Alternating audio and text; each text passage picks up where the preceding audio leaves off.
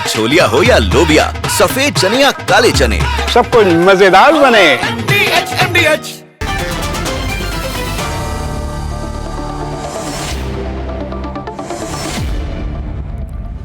And Professor Madhav Nalapat, General K.K. Sinha, General G.D. Bakshi, General Bishambar Dayal, Commodore Bikramjit Singh, Saurabh Shukla. And my first question is to Tom Copper, who is a military historian who specializes in air warfare. So a historian of the air forces, in a way, live from Vienna. And he has been making the news here because he said here, and Tom, you've said that Pakistan had no retaliatory power left. And in India, we were really brutal in the last round of attacks when we targeted 11 bases, potentially also nuclear storage facilities. So I want your comment on that and how you view it, this round, and why you feel it went so strongly for India. Tom? Thank you very much for inviting me, and it's very nice to be with all of you, honorable gentlemen, this evening. As for your question, it's relatively simple. When you see, when there is lots of evidence that has emerged over the last 3 days, how one side in a conflict is, well, targeting the other side and hitting, not only targeting, but hitting that other side, and destroying facilities, destroying hangars, hitting, let's call them entrances to underground facilities. Then one can see videos and photographs of missiles hitting enemy air defense systems and so on. And the situation is quite, or at least gradually becoming clear. And it is obvious that one side is hitting the other, and the other has no means, or is at least trying to retaliate, but not very successfully. And I would especially say that, well, I know that leading Indian military commanders have denied this, but if I know that there is a specific underground nuclear storage facility in a specific place, and this is then hit by Indian armed forces, well, then the Pakistanis know this even better. And then the situation is simple. If somebody, I mean, you know your own commanders, you know that they are very cautious, even over-cautious sometimes. And when they start targeting such facilities, then the situation is crystal clear, and there is a clear-cut victory.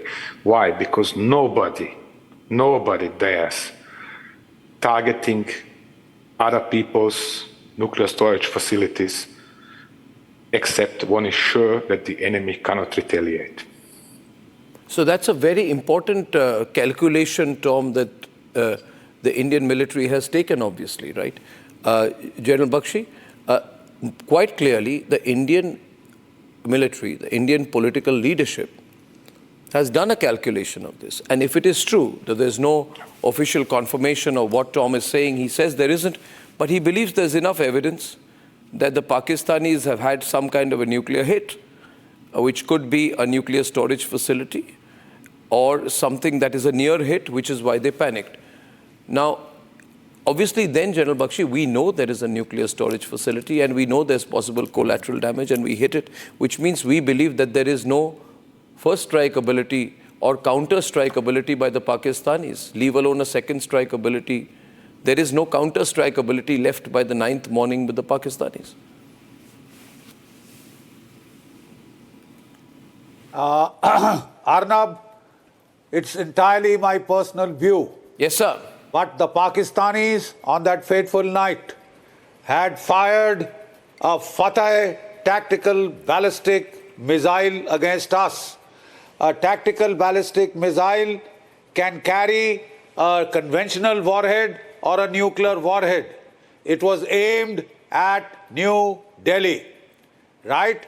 There is no way of knowing. When you fire a conventional tactical missile, ballistic missile, there is no way of knowing what the warhead is till it hits. That's right. And I don't think any Indian government would have waited to be hit, all right? Yeah.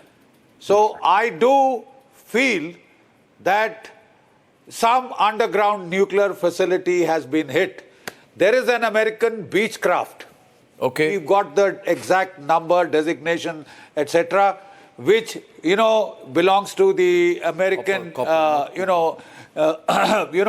they measure nuclear radiation. It was up, 4 o'clock we struck, 5 o'clock that aircraft was flying over the Kirana Hills, it was flying over Chagai, and it landed at Islamabad at Chaklala, right? And it picked up nuclear radiation. The next day, an IL-76 aircraft from Egypt comes with a load of boron, tons of boron. Boron is used when there is a nuclear meltdown. Yes. Boron is used when there is an absolute, massive radiation and you want to tamp it down in a hurry. I would just say, Arnab, that before the Pakistanis start doing victory dances, ask the citizens of Islamabad and Rawalpindi to have the nuclear radiation level checks. If you need to get the hell out of there, please do. Please do. That's all that I would say. So, Asab, then therefore, since this discussion is a very important discussion happening this evening on whether... Assessment.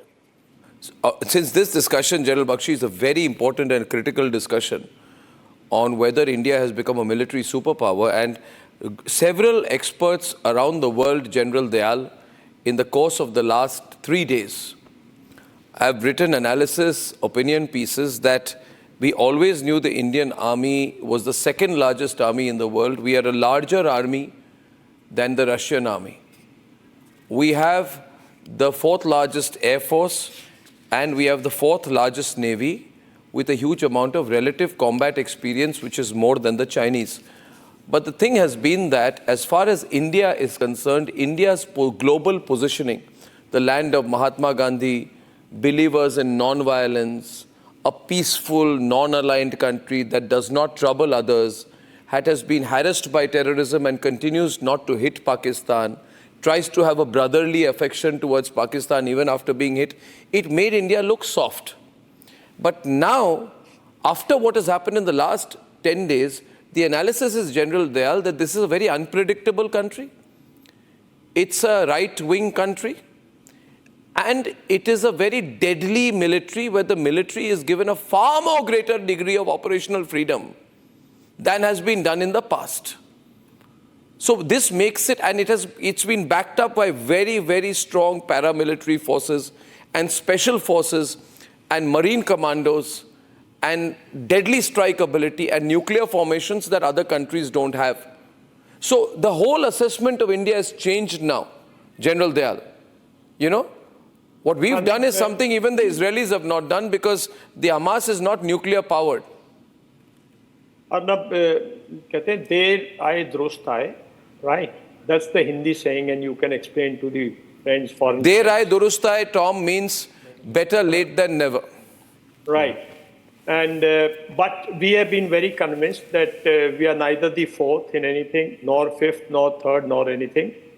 We may not have the technological superiority of arms like the US may have, or maybe Russia have, and we may not have that sort of, large numbers of nukes or large number of, naval fleets. But let me tell you, Arnab, when it comes to fighting. No.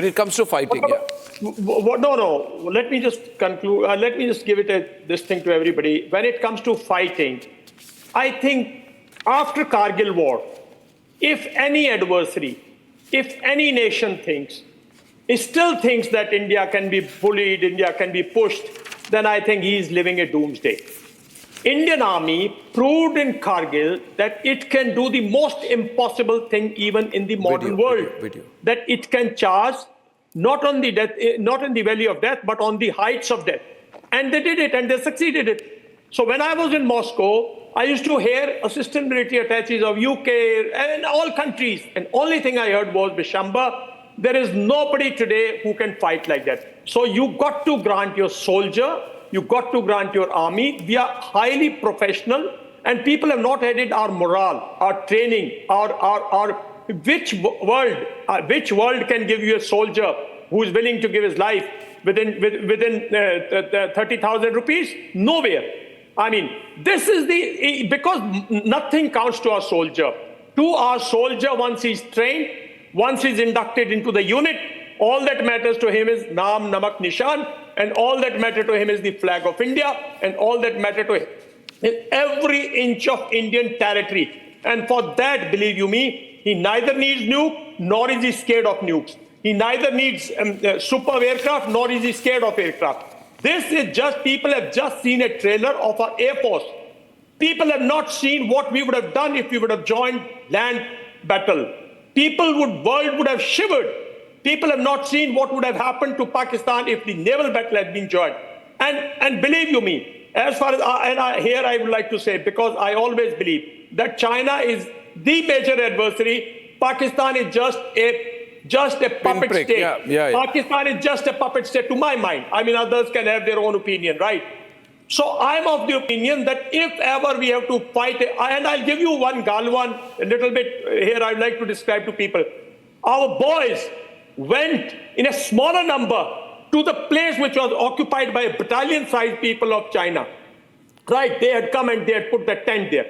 A small number went with the show, right? And the story is that all of them stood there, not one back.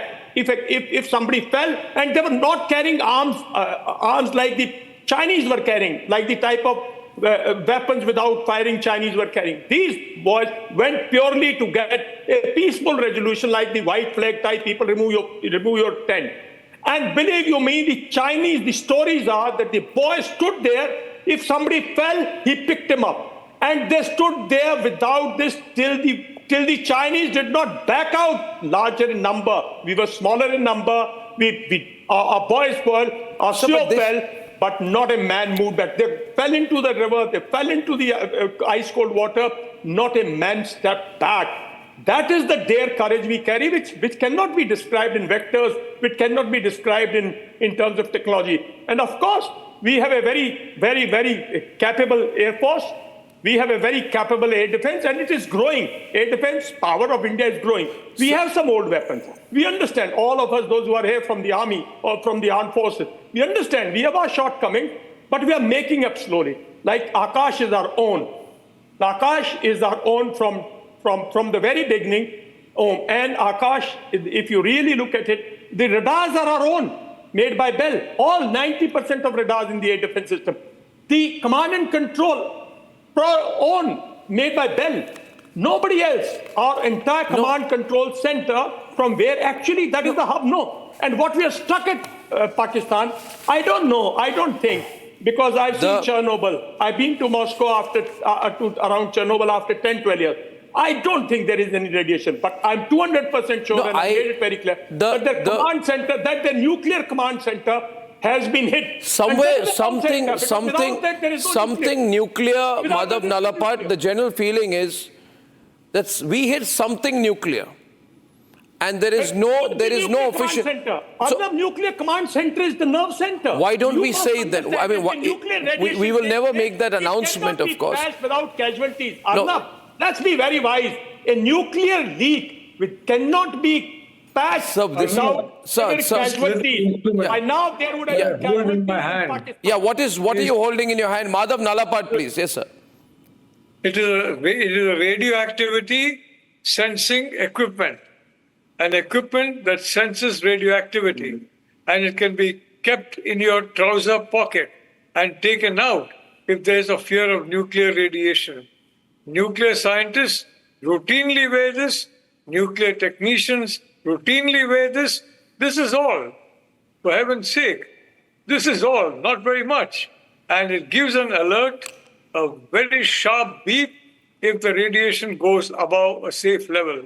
I don't see any beep here, but I'm sure there must have been quite a few beeps after we struck that nearby.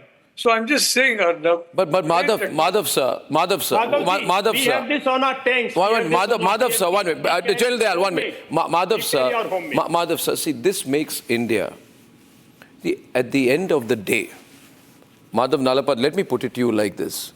The world's most populous nation, with among the top 3 militaries, but which has not flexed its muscle. It has a cold start doctrine, but it has not flexed its muscle. We've been the nice guys of the world. We're not seen to be an aggressive country. But this time, Madhav, something, I mean, especially the incredible directional leadership of Prime Minister Narendra Modi. He said this is not an age of war, but what Modi has shown is that India, if it is troubled, will hit back 100 times as hard. Therefore, there is this new strategic red line has never been crossed, Madhav. We've drawn this red line. It's not only terror, it's not only terrorism, it is the ability to hit back. I mean, if the world was impressed when the Americans sent their Apaches to kill Osama bin Laden in Abbottabad, that is 1% of what we've done. We have, in 23 minutes, using scalp missiles, hammer bombs, Rafale jets, demonstrated a huge military superiority. Now, question is, obviously, this makes the world look at us differently. The usual, the woke newspapers around the world have started, oh, India is very aggressive, India has become much more dangerous than Israel, we've got to calm down India. These kind of conversations are beginning. Why? How do we deal with the way the world is going to look at us differently right now? Arnab, you're talking about a very small corner of the world. The bulk of the population in any country will support a country that takes a strong stand. You know the old adage, nice guys finish last. If you're a nice guy in the international geopolitics being played out now, you finish last.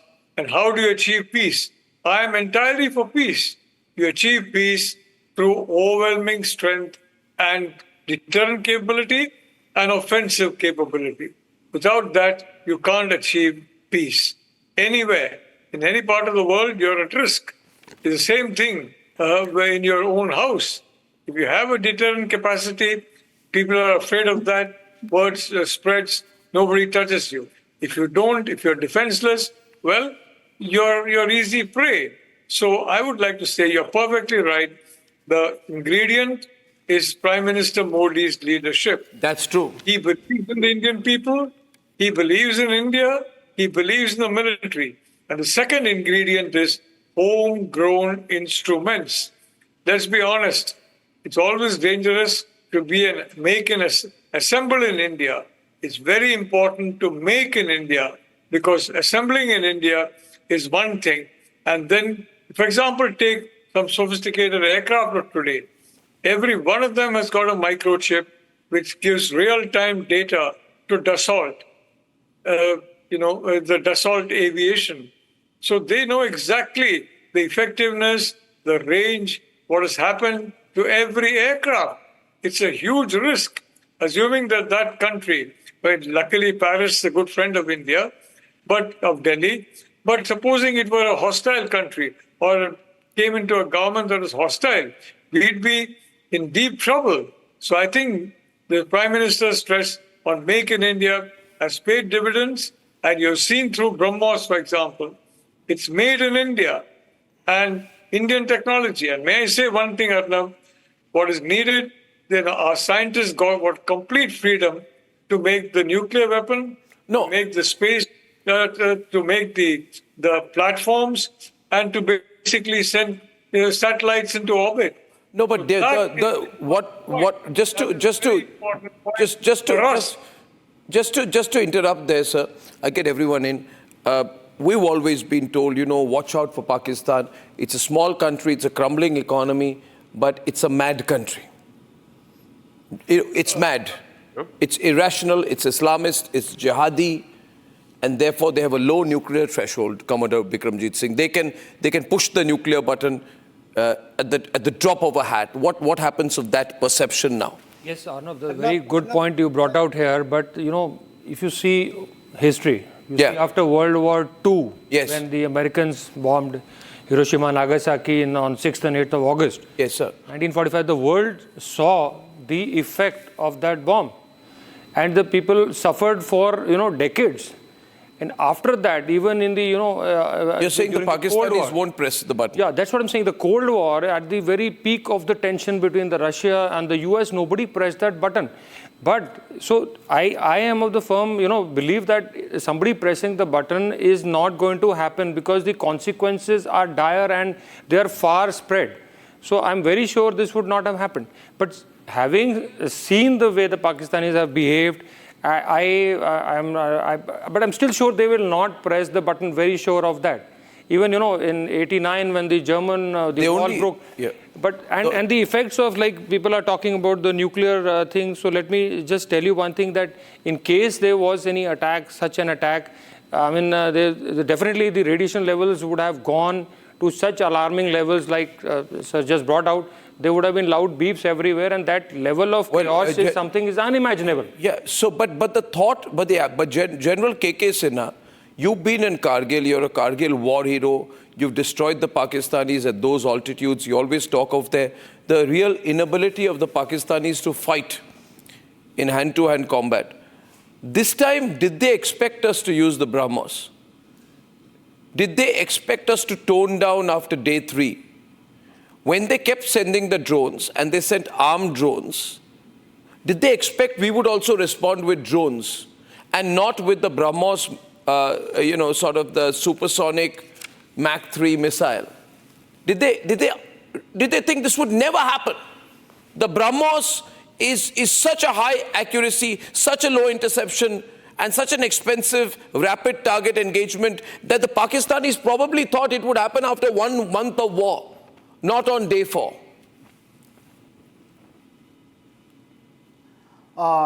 Good evening, Arnab. Very interesting question. Let me first congratulate Jahan to you, sir, and your team. You asked me a very, very interesting question. On the backdrop of nuclear blackmail, and then Tom Copper is here.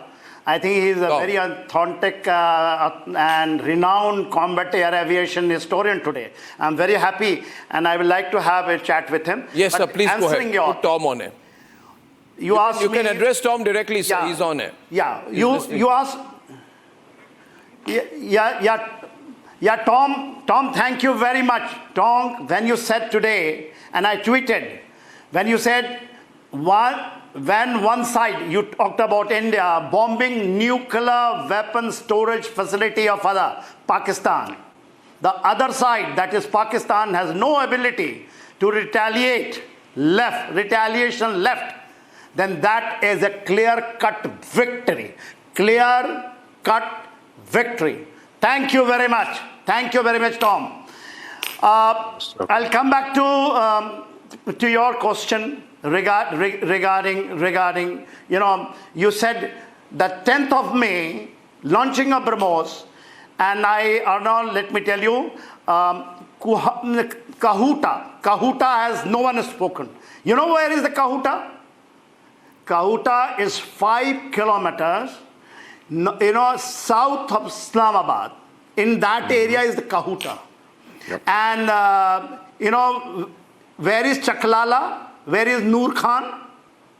When we say 10th is the day when the land under the knee of Pakistani slipped. They were talking about something Sise ki Diwar.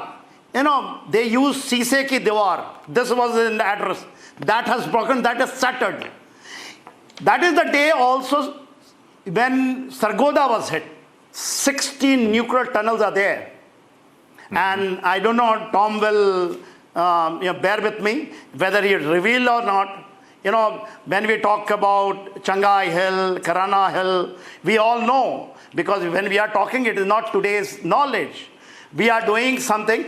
That is the day, I am telling you, the whole world, not Pakistan, the whole world, when the people started jumping and tweeting and writing that, they are scared, because they have got their, we call it the military, the assets over there.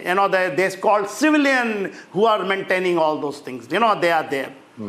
Then the feet under them has slipped. Someone told me from, Degogasia, some plane came, tried to check the radiations.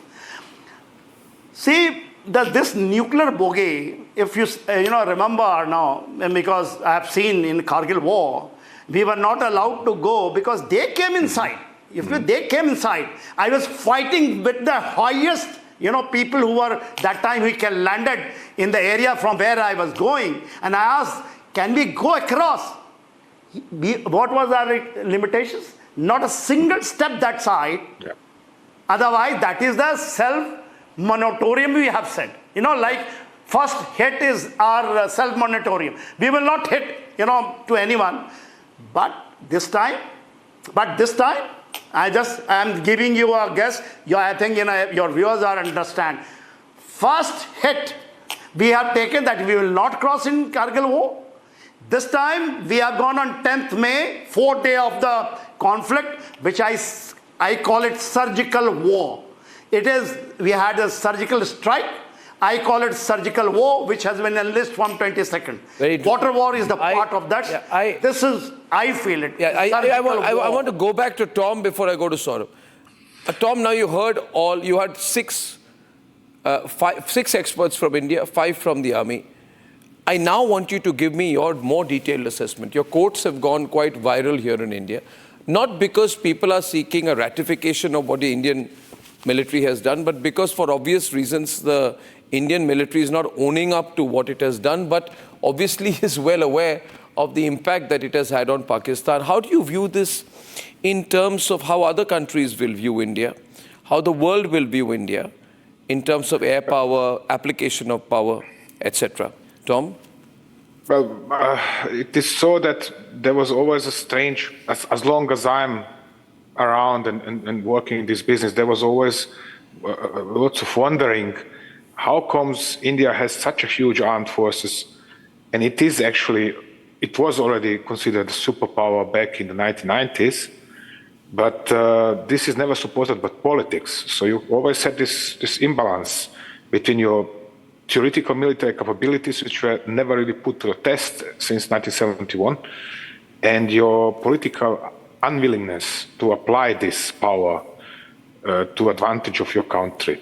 This was something that was making plenty of people kind of convinced the Indians lacked the self-confidence or capability to command and control, or the political will, or whatever. And so what has changed, even now in this, let's call it the May War, or whatever you want to call it, there was first this punitive strike against terror targets inside Pakistan, without widening the entire story, without trying to hit Pakistani armed forces, although everybody knows that Pakistani armed forces are tightly interconnected with the jihadists in Pakistan on these camps that were hit. So I was also wondering at first, and if you check my older posts on my blog, I was even fiercely critical of both government in New Delhi and the command. Why was there no decision to go straight, right from the start and hit the Pakistani air defenses and then hit the terror camps? Fortunately for India, and I hope also fortunately for lots of other countries in similar situation, New Delhi found the strength, to go over this, to switch the tactics, switch the strategy, and in a matter of 24 hours, you had the strikes on Pakistani air defenses, followed by strikes on air bases and so on and so on.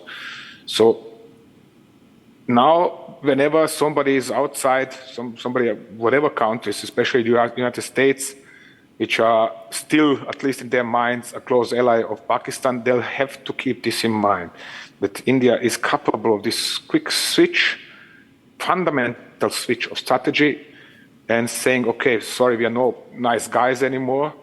Next time you hit us, we are going to blow you away, if necessary.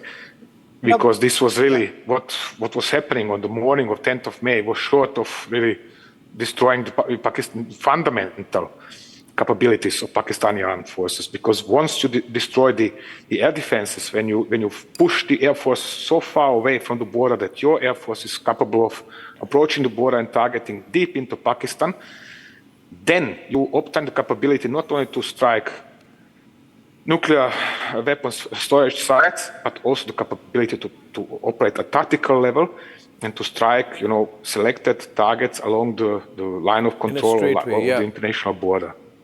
And then you have an entirely different image. This is what is this fundamental change. Yes, sir.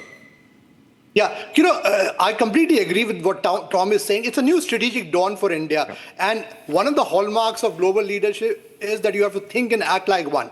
Under a decisive leadership of the Prime Minister Narendra Modi, our armed forces have been allowed to do what they are best at, combined with the diplomatic firepower. So we have a whole triad which worked very well this time.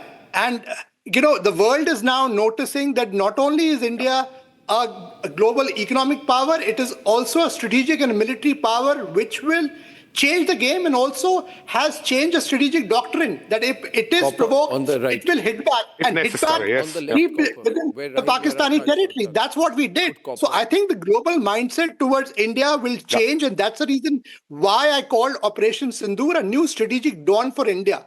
Not only on the global landscape, but also in our immediate vicinity. Even countries like China, they've got a message that this is not an India that you can provoke and get away. And other countries are watching us today, and I'll tell you, I'm talking to a lot of global observers. You mentioned, yes, the woke media will wake up. The reason is why? Because they're rattled down, because this is an India which has not only hit back, it has hit deep where it hurts the most. And we are not talking about where we hit. These are strategic targets, but the world knows where we hit, it pinches. And the Pakistanis know that while they're on an asylum, we are the asylum keepers who run the show now. We know how to not only discipline them, but also make sure that we hurt them where it hurts the most. And the Pakistani army and the ISI realizes that.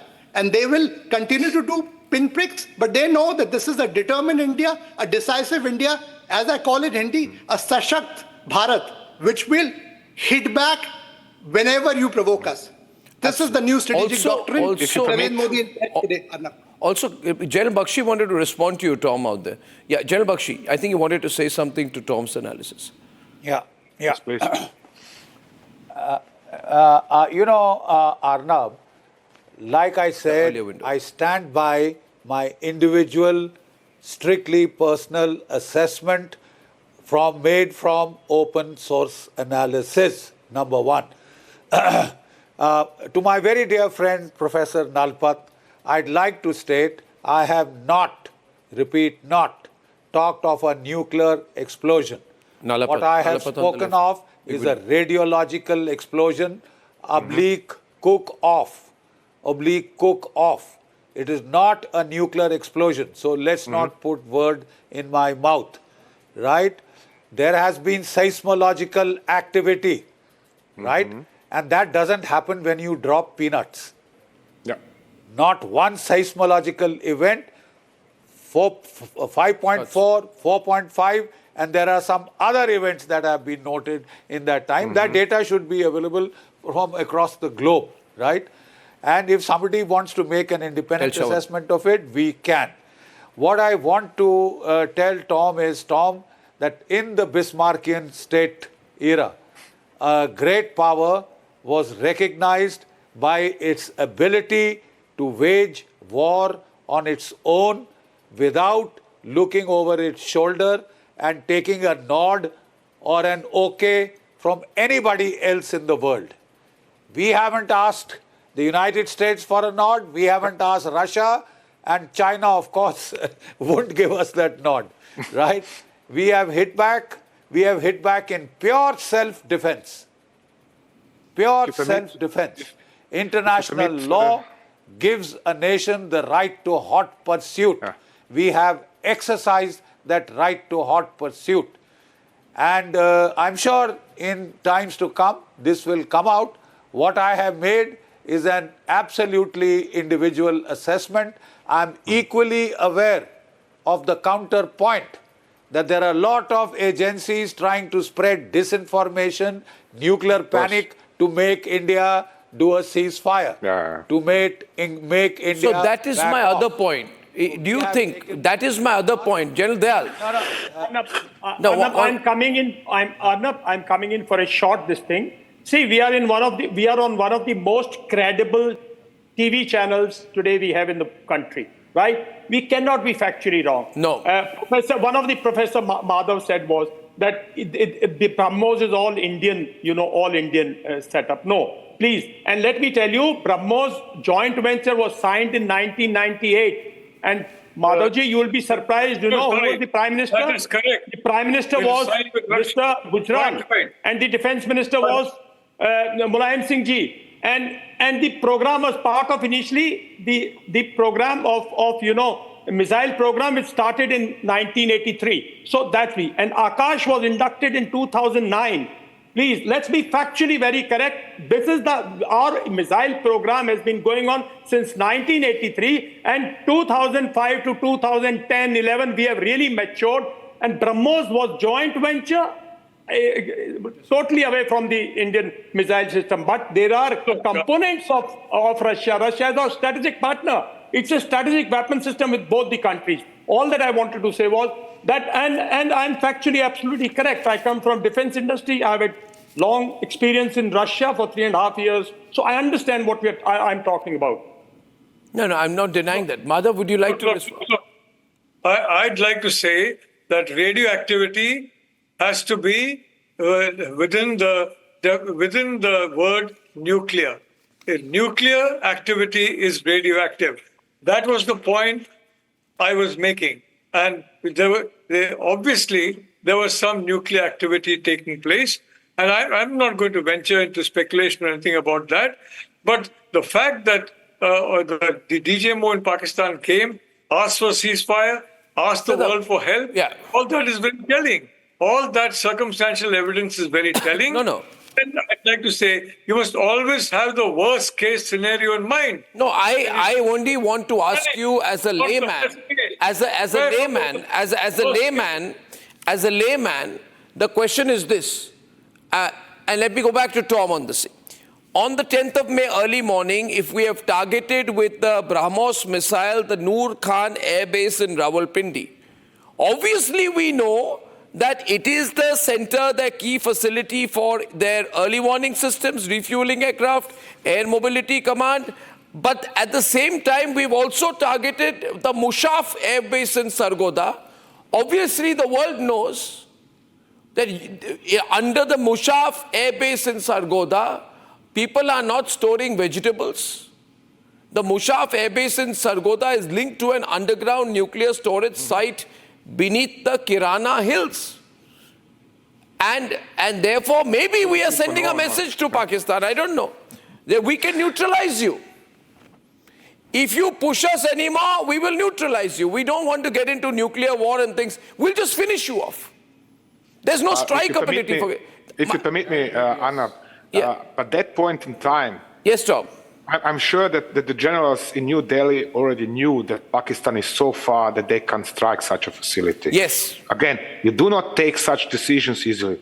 And especially Indian armed forces generals do not take such decisions easily as to strike a nuclear weapons storage facility. Nobody's doing that, but Indian generals in particular would never do such a decision easily. And this is one of crucial moments. That means that at that point in time, they have felt already safe enough to strike such a facility, and that Pakistan is not going to be able to answer. Well, I repeat once again that the Indian army has denied hitting any nuclear bases. That question was asked. There is a clear denial to that. I understand that they have denied this. I have written actually several books in relation to this, including one about 1973 Arab-Israeli war, where there was a similar situation, where actually Egypt and Syria attacked a nuclear power, and Syria even targeted it with frog surface-to-surface missiles, and Israel retaliated with conventional means. But again, you have this situation now in modern times. This was 40 years ago. We now have in modern times, without the United Nations, which would have any kind of powers to kind of manage this conflict, without USA, without Russia having the ability, or China having the ability to influence this conflict, they all had to accept what the decisions taken in New Delhi, and not they had no ability to force New Delhi, yes, or to influence New Delhi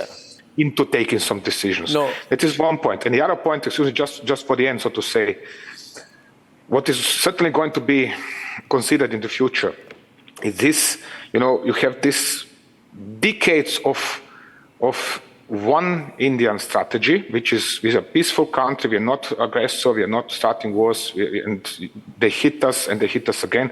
120-something terrorist attacks by Pakistan since 2008 alone. I mean, what other country would tolerate an attack on its own parliament?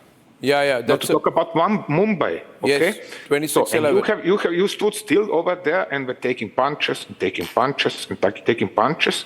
And now, all of a sudden, in a matter of 24 hours, you have switched your strategy for 180 degrees.